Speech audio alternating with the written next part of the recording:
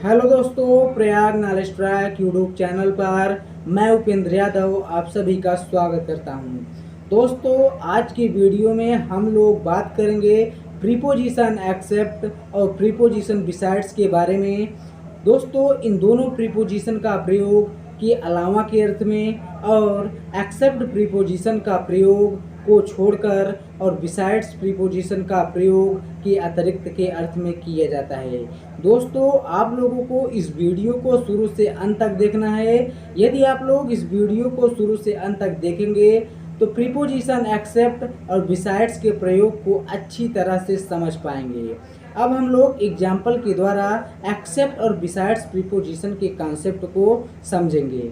दोस्तों, यदि मैं आपसे कहूं कि मेरे पास सैमसंग मोबाइल के अतिरिक्त लैपटॉप भी है या सैमसंग मोबाइल के अलावा लैपटॉप भी है, तो ऐसी स्थिति में हम लोग बिसाइड्स प्रीपोजिशन का प्रयोग के अलावा और के अतिरिक्त के अर्थ में करते हैं। तो ऐसी स्थिति में हम लोग बिसाइड्स प्रीपोजिशन का प्रयोग करेंगे। और यदि मैं आपसे कहूँ कि मेरे पास सैमसंग मोबाइल को छोड़कर या सैमसंग मोबाइल के अलावा सभी प्रकार की मोबाइल है, तो ऐसी स्थिति में हम लोग जहाँ छोड़कर की बात आए या तो वहाँ हम लोग एक्सेप्ट प्रीपोजिशन का प्रयोग को छोड़कर और के अलावा के अर्थ में करेंगे, क्योंकि ऐसे स्थान पर के अलावा का तात्पर्य को छोड़कर ही होता है।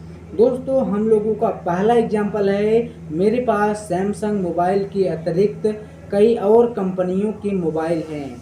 तो इसका इंग्लिश ट्रांसलेशन हो जाएगा, besides Samsung I have mobile of many companies, या इसे हम दूसरी तरीके से भी ट्रांसलेट कर सकते हैं कि I have mobile of many companies besides Samsung. दोस्तों, इस तरह के वाक्यों का हम लोग दो तरीके से ट्रांसलेशन कर सकते हैं। पहला तरीका होता है कि के अतिरिक्त या को छोड़कर या केवल से संबंधित जो शब्द होते हैं उस शब्द को हम लोग पहले प्रयोग करते हैं और बचे हुए वाक्य का उसके बाद में ट्रांसलेशन करते हैं।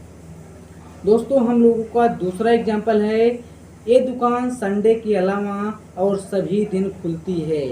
तो इसका पहले तरीके से हम लोग ट्रांसलेशन कर सकते हैं कि पहले इस वाक्य को हम लोग समझेंगे कि ये दुकान संडे के अलावा मतलब संडे को छोड़कर सभी दिन खुलती है। तो यहाँ हम लोग के अलावा या को छोड़कर के अर्थ में एक्सेप्ट प्रीपोजिशन का प्रयोग करेंगे। तो इसका पहले तरीके से इंग्लिश ट्रांसलेशन हो जाएगा एक्सेप्ट संडे। अब बचे हुए वाक्य का हम लोग नियम के अनुसार ट्रांसलेशन कर देंगे। This shop open everyday. अब इसी दूसरे तरीके से हम लोग ट्रांसलेशन कर सकते हैं, this shop open everyday except Sunday. अब हम लोगों का तीसरा एग्जाम्पल है कि मेरे पास इस पेन के अलावा 2 पेन और हैं।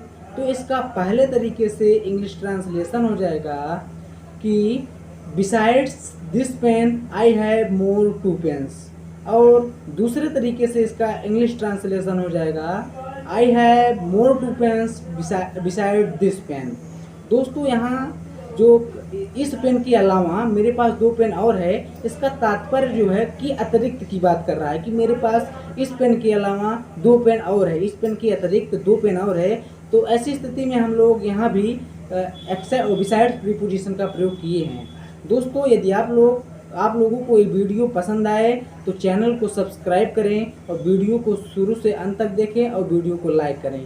धन्यवाद।